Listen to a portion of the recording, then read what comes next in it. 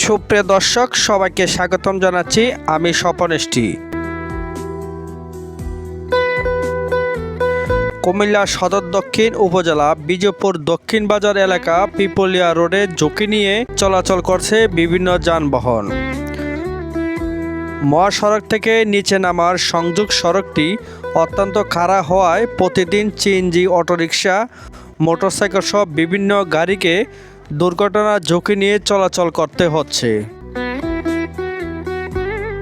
স্থানীয়রা জানান, সড়কটি ডাল এতটাই বিপজ্জনক যে অনেক সময় গাড়ি ব্রেক কাজ করে না, শেষরায় নিচে নামতে হয়। এতে যাত্রী ও চালকদের মধ্যে আতঙ্ক বিরাজ করছে। ইতিমধ্যে এই স্থানে একাধিক দুর্ঘটনা ঘটেছে বলে অভিযোগ করেছে এলাকাবাসী।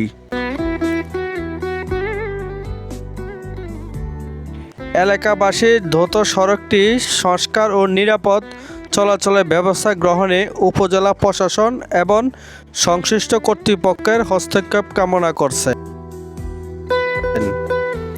একই সঙ্গে স্থানীয় সংসদ সদস্যর দৃষ্টি আকর্ষণ করে দ্রুত কার্যকর পদক্ষেপ নেওয়ার দাবি জানানো হয়েছে।